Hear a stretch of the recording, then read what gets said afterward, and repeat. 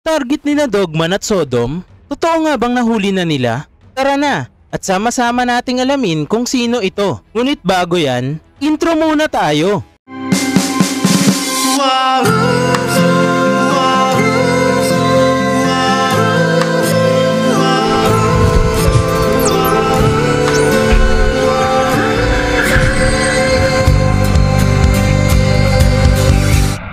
Inumpisahan ang storya kung saan makikita natin ang mga sundalo ng Kakin, mga taong nanonood sa prosesyon ng labi ni Prinsipe Hulkenberg at ang mga tauhan nitong buhat-buhat ang kanyang kabaong paakyat ng hagdan patungong Tier 1. At ipinakita nga dito ang Black Whale habang ito ay patuloy na naglalayag. Tumalon naman ang storya kung saan ipinakita sina Ottosin, Momoli, at ang iba pang kababata at malapit na kaibigan ng Prinsipe Cherednich na una nating nakita noong chapter 394. Ngayon naman ay binabantayan nila ang mga kaganapan sa prosesyon ng bangkay ni Prinsipe Hulkenberg patungo sa kanyang huling hantungan. Sa pahinang ito, makikita naman natin na parang nagtatalo ang magkakaibigang ito. Ngunit ano kayang pinagtatalunan nila? Ito kaya ay tungkol sa kanilang plano noong chapter 394 na kung ano nga bang gagawin nila kung sakaling may isa sa kanilang mahuli ni Morena na pinuno ng Hailey family. Dumako naman ang eksena kung saan ipinakita ang pagdilat ng isang mata at ang bumunga dito ay si Morena at ang taong ang dumilat na ito ay si Borksen na isa sa mga sundalo at matalik na kaibigan ng Prinsipe Cherednich. Sa tingin ko, si Borksen ang tinutukoy na target ni na Dogman at Sodom noong chapter 405 mga ka-hunter.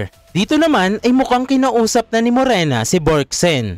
At sa panel na ito, mistulang sumagot sa isang tanong o parang nagbigay dito ng opinion si Borksen. At naglabas naman ng baraha si Morena. At makikita din natin dito ang mga tauhan ni Morena na sina Gelato, Boconte, Yokotani, Orarge, at ang isa ay hindi pa natin malaman kung sino nga ba siya. Naglapag nga si Morena ng baraha na nakabukas at parang sumasagot nga ito sa mga katanungan dahil ito ay may nakasulat na yes at no. Pwede din natin itong ihalin tulad sa tarot card na ginagamit ng mga manghuhula sa pagsagot ng mga katanungan ng kanilang hinuhulaan. Maaaring may mas malalim pa nga na plano dito si Morena mga ka-hunter dahil sa pagkakadakip nila kay Borksen. Tuloy na natin ang kwento at parang pinapapili na nga dito ni Morena si Borksen ng baraha na nakataob at pagbukas nga nito makikita natin ang card na Joker. Sa palagay ko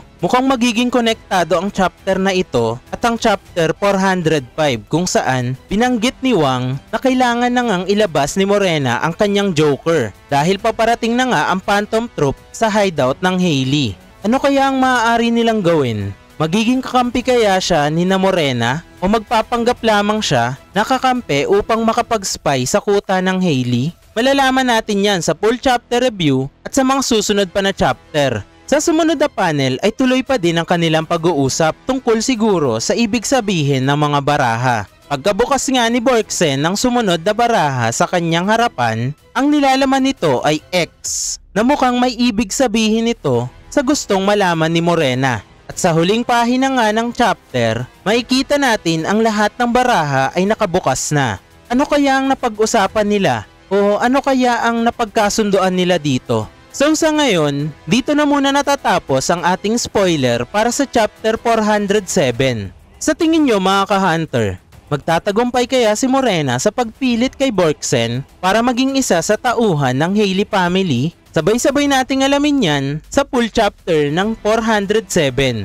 At ito na nga ang pinakahihintay ng lahat. Tara, shoutout time muna tayo. Yo, shoutout nga pala kay Joseph Darupan, kay Romil Pangangaan, shoutout din po. Jamila Pauline Imperio, shoutout po.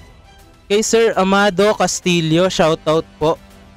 Kay Sir Low Cost Rider, shoutout din po. Triple Star Hunter, shoutout po. Kay Sir Jaro Abila, shoutout po. Kay Sir Jetro Davar, shoutout po. Kay Kyoshiro, shoutout din po. Kay Sir Tatarazi TV, shoutout po. Kay Sir Kiluwa, shoutout po. Sa ating top commenter na si Ma'am Karen Rivera, shoutout po. Maraming salamat po. Kay Ito Closito, shoutout po. Kay Sir Daniel Maniego, shoutout din po. Kay Sir Jaylor Confessor, shoutout po. Kay Ma'am Gladys Pangilinan, shoutout po. RR Seat Official, shoutout din po. Kay Sir Meliodas Gameplay, shoutout po. Kay Sir Gio Domlao, shoutout po. Kay Sir Jonathan Tupas, shoutout po. Kay Ma'am Princess Flores, shoutout po. Kay Sir Mating Matika, shoutout po. Kay Ma'am Andrea Sol, shoutout din po. Kay Sir Kael Kaneko, shoutout din po. Kay Sir J. Comora, shoutout po. Angelo 18, shoutout din po. Kay Denzel, shoutout din po. Kay Ma'am Gina Piquero, shoutout po. Kay Sir JC, shoutout din po. Kay Sir Teroya Bol Kasubuan, shoutout po. Kay Sir Momoshiki, shoutout po. Kay Dark Mode 7411, shoutout po. Kay Sir J. Rex Mackenzie, shoutout po. Kay Sir Angelo Marcelo, shoutout po. Sa hindi ko mabasa, shoutout po sa'yo kahit di ko mabasa pangalan mo. Kay Yuri, shoutout po. Sa Barefoot Adventure, shoutout po sa inyo. Kay Sir Julius Jaime, shoutout po. Kay Sir John Erwin, shoutout po. Sa Rising Positivity po, shoutout po sa inyo. Yo, shoutout din po kay Sweet Potato. Shoutout din kay Sir Bisayang Klasiko, shoutout po. Shoutout din kay Steve Harley. Kay Sir Lawrence P, shoutout po. Kay Sir J. Lord Damas, shoutout po sa inyo. Sir Henry, shoutout po sa inyo. Sir Ronald Gulpo, shoutout po. Mark Joseph Pura, shoutout po. Kay Sir Julieto Pabria, shoutout po. At kay Sir Earl Lazarte, shoutout po. Kita-kits pong muli sa full chapter review mga ka-hunter. Kung nagustuhan nyo po ang ating video, ay pa-click naman po ng like button. At kung hindi ka pa nakasubscribe, ay i-hit mo na din ang subscribe button at i-ring ang notification bell para lagi kang updated sa mga latest video natin.